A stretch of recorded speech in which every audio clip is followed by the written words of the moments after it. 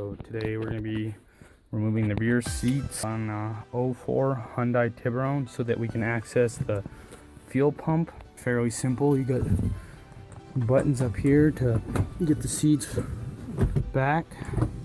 12 millimeter here. 4 bolts underneath these flaps here. Buzz these all out.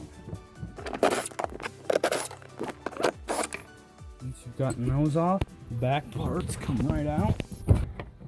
You might have to move the brackets a little bit. Get those out of the way there. A bolt here, and a bolt here, also 12s. And then once you get those removed, you have clips here that you push in, and then you lift up. It can be a little bit rough. Once those are out, get that out of the way. And here you are. Your fuel pump axe cover. Go ahead and remove your little seatbelt dirt. And you're just gonna stick a screwdriver under here. It's already loose. Pop that. Go ahead and disconnect this clip here.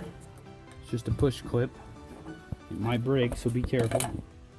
And you got yourself this hose. I believe that's the return hose, low pressure line. And you have your high pressure fitting here. So let me get this off here for you guys. There is going to be gasoline. Big surprise. So be prepared for that. You want your battery disconnected, your low pressure line out. Alright.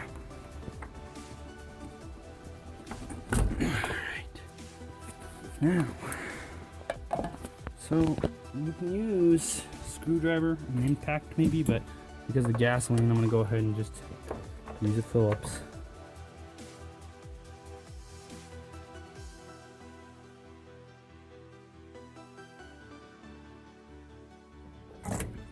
Set that up there.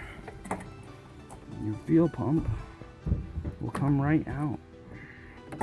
You want to be careful not to break anything or get anything stuck in the tank here, so carefully remove. Concern is going to be the float. There you go. How to remove the fuel pump on a Hyundai Tiburon. Thanks for watching.